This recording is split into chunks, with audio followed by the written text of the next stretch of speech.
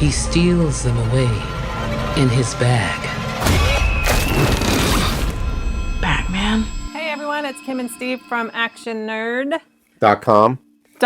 or Fun Spot, as we're sponsored by, which is our new toy, comics, music, collectibles, trending, cool stuff, nerdy stuff store that will be opening in Lebanon, downtown Lebanon, Tennessee, in spring, right? Absolutely. All right. So we're here to talk about BAGMAN, which I saw on the plane. I said you had to check this out.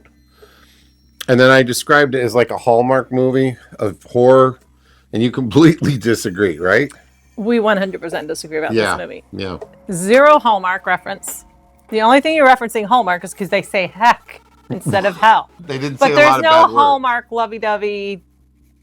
There's no Hallmark to this movie. Yeah, we way don't off agree on on this one. at all. Yeah,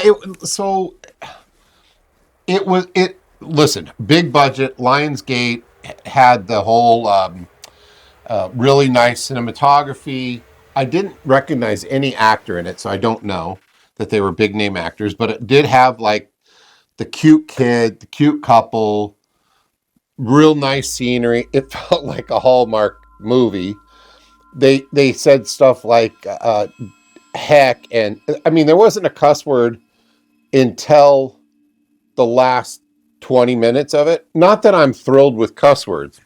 Well, you think cuss words make everything funny. Yeah. So, but it reminded me of Stranger Things at first.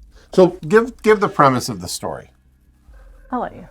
Oh, okay. So, it's about it all. So the Stranger Thing reference was, it was a kids. They are brothers. They work out in the woods with their dad, who I think is an Irish guy, and he tells them the story of the mythical creature, the BAGMAN. And the BAGMAN essentially steals children, puts them in a bag, and eats them. Okay? So the kid assumed that it was just a story to make him be good, so he even said, I get it, Dad, and it eats the bad kids. They said, no, it eats the good kids, which is a kind of a cool twist to this thing. And guess where the BAGMAN lives? He lives in an old copper mine that was near the timber farm or whatever it is, the lumber yard that his dad owns and the family owns. And you're not supposed to go down there. Well, what do the kids do? They go down there. And they don't actually go in it or anything like that. But the kid, the Hallmark kid, goes down there to get a piece of wood to whittle. Softer wood. Yeah, softer wood. He carves, as brings him joy, with his favorite knife. Yeah, with his favorite knife, which is part of the story.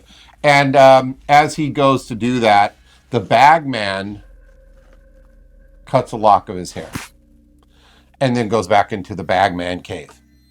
And it scares the kid. Kid drops his hat, right, when that happens, and runs away. And his wooden owl.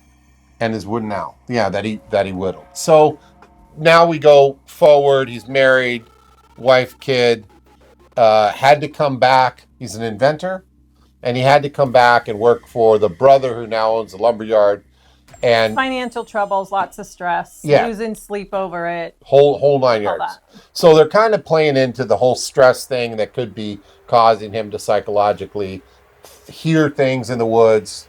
So he hears stuff outside, he hears stuff upstairs. And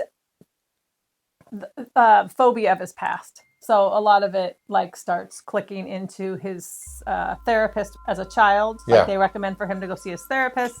So his therapist thinks he still has this long-acting phobia due to his dad's storytelling when he was a child. Right. So that all came into play. So yeah, it was the kind of are you really hearing these things, or is it just part of the past? Is it his imagination or not? Well, it's not his imagination. So there's some cool scenes. I think the little kid in the bathtub scene, and then this doll knocking on the window, this doll in the woods that he sees when he goes out with a flashlight to look for who's making the noise.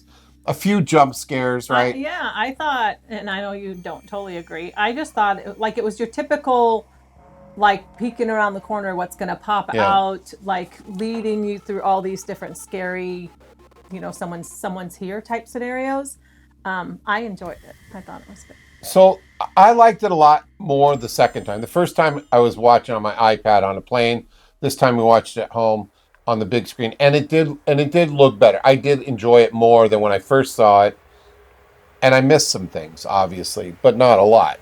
Still think it was Hallmark. So, anyways, the story progresses. His fears become more real. He goes back to the therapist. His brother recommends him to go back to the therapist. Anyways, it continues and continues. Don't want to spoil it, but I will say the hour and 15 minutes or 20 minutes of complete boredom for me ended in that last, 15 minutes? Yeah, probably 15, 20 minutes where it got really... Yeah, it got really good, and the effects were awesome, except for some of the Bagman effects. Some of the Bagman effects, you could tell the editing was chop, chop, chop, chop, chop of CGI, and it didn't look that great. But there's a scene in here, and I said this, I was kind of rooting for Bagman by the end of this thing. There's a scene in here that is everything I had hoped for in a scene to end this movie. I thought it was really well done. That part was really well done. The first look at the Bagman was great. I thought whoever came up with that design was great. Now it does kind of remind me of Star Wars, and you'll know when you see it. I won't reveal what or who, but you'll get it when you see the Bagman cloak removed. But so let's get into the fright meter for you. What do you think? Creepy. Just Okay. because the feeling of thinking or feeling that people are watching you, or weird things are happening, like I locked the doors but they're not locked, or windows, all that, and protecting your child. The thing that I say that did bother me through the whole movie was, if all this stuff is happening, why is your kids, monitor or not, why is the kid sleeping in a different room? I felt the same way. I was like, go get that. They did at one point put the child in bed with him, but I'm like, why deal with the monitor, especially when the power keeps going out? Why and leave him in the bathtub alone? Yeah, yeah. I mean, so yeah. I just go with creepy because it's just the thought of someone watching you and being in your house and things like that happening. I just think was creepy. I went a little lower with spooky. But not. No, it could be creepy. I took spooky. It was okay, but there was a lot of dumb mistakes that parents would never do. Like, I'd move, for one. The garage door being open, that was a creepy scene. Finding a doll in your house, that's a creepy scene. I'd have probably moved. Okay, let's go to the gore score. I would just go with trickle or flow, even, because there really isn't a lot of gore until the end of the movie. Yeah. The most gore was like foam out the mouth, and then the end of the movie. So flow, I agree with. It was just the flow, which is 2 on our charts. And then overall, what do you say? People watch it or not? Not bad. I'd say watch it. Yeah. I don't think it's bad. I mean, the first 5 minutes for me was like a... Really? Yeah, the first capture. I was just like, oh, wow. Okay, you're right. I forgot about that. What the bleep is what I said. Yeah. The very first... Yeah, that was different. Father and daughter, which I thought was a boy the whole time until the very end of the movie. I thought it was a boy too. It's not, because they talk about the girl at the end. Okay. The end. But yeah, the very first 5 minutes, I was like, oh my gosh, that got me hooked. I knew I could watch it. I'd want to watch it. Yeah, I rate it as just okay.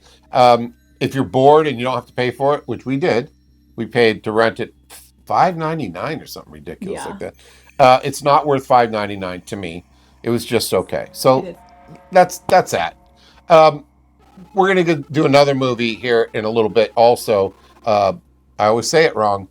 Out come the wolves. Out come the wolves. I always say the wolves are coming out. And out come the wolves. But listen, like and subscribe if you have any recommendations for shows that we should be watching. We love Shudder, so we primarily watch on Shudder. But Tubi Original Horror's been good. There's been some good Netflix stuff on there. So we're open to anything. Whatever you think, give us a comment on that. And that's about it. Or if you have a good Hallmark movie you want to watch, so Very you can funny. understand what Hallmark movies Yeah, you like. I do like Hallmark movies. And if you movies. think there's any feeling whatsoever of Hallmark when you watch this movie, we want to know that as well. Yeah, it's a Hallmark movie. Not the last 15 minutes, but the first part.